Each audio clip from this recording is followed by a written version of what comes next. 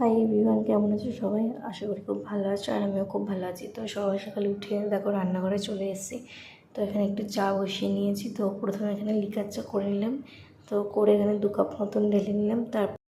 তো এখানে আমার চা খাওয়া হয়ে গেছে। তারপরে চলে আসলাম আমার রান্নাঘরে। তো এখানে কিছু সবজি আমি ধুয়ে নিচ্ছি। তো দেখো সবজি মধ্যে নিয়েছি গাজর, আলু, বিনস, কুমড়ো, পেঁপে আর অল্প পরিমাণ চিকেন।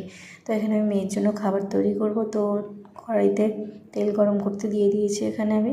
তারপর একে একে সব সবজিগুলো ভেজে নেব। তো হালকা একটু হলুদ, নুন আর একটু জিরের গুঁড়ো দিয়ে আমি সবজিগুলো এখানে ভেজে নিয়েছি। তো হালকা ভাজার পর আমি এখানে চিকেনগুলো অ্যাড করে দিয়েছি।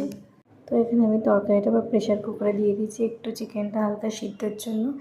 তো দেখো এখানে আমি প্রেশার কুকারে বসিয়ে দিয়েছি সিটি দিতে। তো তারপরে আমি ওপরে চলে এসেছি ঘরটা একটু ক্লিন করে পরিষ্কার করে নিতে। তো এখানে আমার দেখো প্রায় ঘর মোছা কমপ্লিট হয়ে গেছে।